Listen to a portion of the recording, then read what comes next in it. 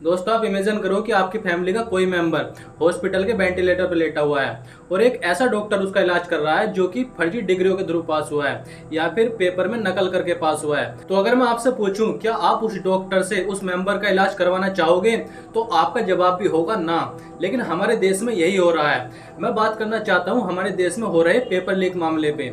अभी कुछ दिन पहले जो है नीट का एग्जाम लीक हुआ है। नीट जो कोई मामूली एग्जाम नहीं है, ये मेडिकल एंट्रेंस का सबसे बड़ा एग्जाम है जिसको पास करने के बाद जो है लोग डॉक्टर बनते हैं और उसके बाद बड़े बड़े एम्स जैसे हॉस्पिटलों में जाकर लोगों का इलाज करते हैं। और आप सोचो कि वही डॉक्टर अगर फर्जी डिग्रियों और नकल के थ्रू पास हुए तो इस देश का क्या हाल होगा। और ये पेपर लीक का मामला कोई नया नहीं है। पिछले 7 सालों में लगभग 70 से भी ज्यादा पेपर लीक हो चुके हैं, चाहे वो एसएससी का हो, चाहे वो नीट का हो, चाहे वो बीपीएससी का हो, चाहे वो हरियाणा सीटेट का हो, चाहे वो रेलवे का हो। लगभग 70 से भी ज्यादा पेपर लीक हो चुके हैं और इसमें लगभग 2 करोड़ से भी ज्यादा जो है स्टूडेंट की जो है मेंटल हेल्थ खराब हुई है जिन लोगों ने एग्जाम दिया था। अभी ये कहानी शुरू होती है 2 मई 2026 से। 2 मई को केरला में बैठा एक स्टूडेंट जो कि एमबीबीएस की तैयारी कर रहा था, वह अपने पिता जो कि राजस्थान में सीकर में रहने वाले थे उनको जो है व्हाट्सएप पर एक मैसेज सेंड करता है जो कि एक पूरी पीडीएफ होती है जिसमें कि जो है बहुत से क्वेश्चन होते हैं। वह उनको सेंड करता है और उनसे कहता है कि वे सारे क्वेश्चन वहां के उस पीजी में बांट दिए जाएं जो उसके पिता चला रहे थे। अब उसके पिता को थोड़ा संदेह हुआ किस तरह के क्वेश्चन हो सकते हैं। कुछ समय बाद यानी कि नीट का एग्जाम होने के बाद उस लड़के के पिता पास के कोचिंग के प्रिंसिपल के पास जाते हैं उन क्वेश्चनों को वेरीफाई कराने के लिए। और वेरीफाई कराने के बाद वो बिल्कुल एकदम शॉक हो जाते हैं। वेरीफाई कराने के बाद उनको पता चलता है कि उसमें से 140 क्वेश्चन ऐसे थे जो कि नीट के एग्जाम में आए हुए थे और सेम टू सेम बिल्कुल मैच कर रहे थे। इन क्वेश्चनों में एक भी कोमा तलक अलग नहीं था। ये सेम टू सेम वही क्वेश्चन थे जो कि नीट के एग्जाम में आए हुए थे। अब उनको एकदम क्लियर हो चुका था कि ये जो है नीट का पेपर जो है पूरी तरह से लीक हो चुका है। अबे इसकी सूचना जो है पास ही के थाने में जाकर देते हैं, लेकिन वहां की पुलिस उनको यह कहकर भगा देती है कि भाई तुम फालतू की कोई अफवाह मत फैलाओ। अब वे जो है इसकी सूचना अब एनटीए को देते हैं, यानी कि नेशनल टेस्टिंग एजेंसी जो कि नीट का एग्जाम कराती है। अब वो जो एजेंसी है वो इसको वेरीफाई करती है और वेरीफाई करने के बाद भाई पता चलता है कि नीट का जो एग्जाम जो है वो वाकई में लीक हो चुका है। और जब एनटीए इसको पूरी तरह से वेरीफाई कर लेती है तो नीट का एग्जाम कैंसिल कर देती है। 22 लाख स्टूडेंट जिन्होंने ये एग्जाम दिया था, रात दिन इसके लिए मेहनत करी थी और जो मेंटली डिस्टर्ब हुए थे उनके सपनों पर पूरी तरह से पानी फिर जाता है।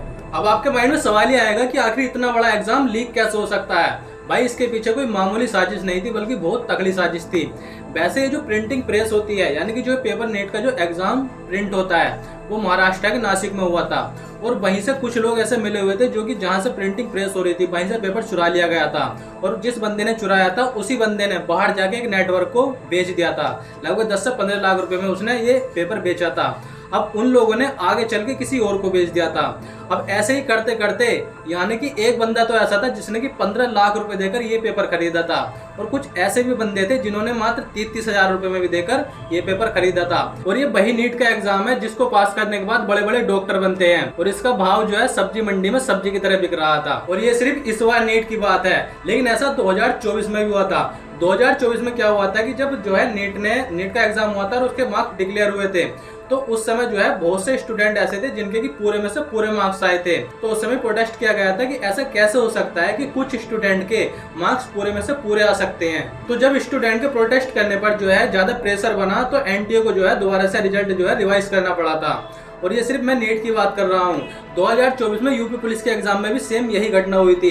यूपी पुलिस का एग्जाम भी रातों रात जो है लीक हो चुका था।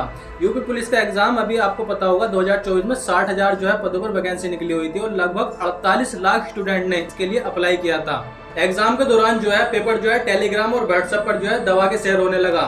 तो शेयर से पता चल चुका था कि पेपर जो है पूरी तरह से लीक हो चुका है। तो इसका पेपर भी जो है रद्द कर दिया गया था और दोबारा से री एग्जाम कराया गया था।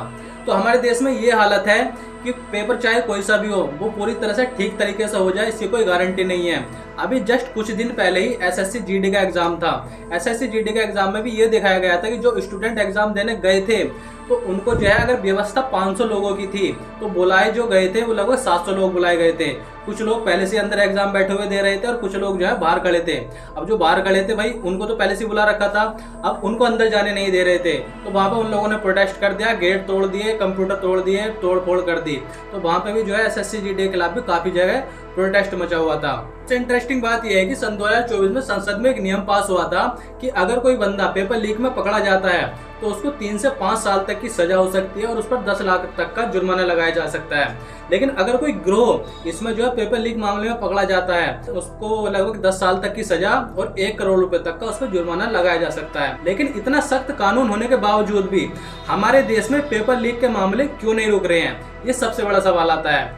अब इसमें बहुत सी वजह हो सकती हैं। सबसे पहले तो मैं आपको एक छोटी सी वजह बताता हूँ, एक ये कॉमेडी भी आपको लगेगी। हमारे देश में जो है जो केस होते हैं, अगर कहीं पेपर लीक में कोई बंदा पकड़ा भी जाता है तो वो या तो पैसे खुला के जो है बाहर आ जाएगा, कुछ दिनों तक जेल में रहेगा, लेकिन उसको जो है बाद में वो अपने पावर दिखा के किसी के थ्रू या पैसे वैसे दे के वो बेल पे बाहर आ जाएगा। थोड़ी बहुत दिन उस पर केस चलेगा और बाद में फाइलें बंद हो जाएंगी। हमारे जो है इंडिया के केस में अब से फिलहाल की वर्तमान की बात बता रहा हूँ, लगभग 5 करोड़ से ज़्यादा जो है केस जो है पेंडिंग में पड़े हैं और उन पर जो है कोई सुनवाई होने का नाम नहीं ले रही है। तो ये हालत है अपने देश की। यहाँ पे चाहे आप कितने सख्त कानून बना लो, अगर जब तक उनको कठोर से कठोर सजा नहीं दी जाएगी तब तक इस देश की जो है दशा नहीं बदलने वाली। बाकी आप लोगों का इस बारे में क्या कहना है मुझे कमेंट में जरूर बताना और इस वीडियो को अपने यार दोस्तों में ज़्यादा से ज़्यादा शेयर करना। बाकी आपको मिलेंगे जल्द किसी नेक्स्ट वीडियो में, तब तक के लिए जय हिंद।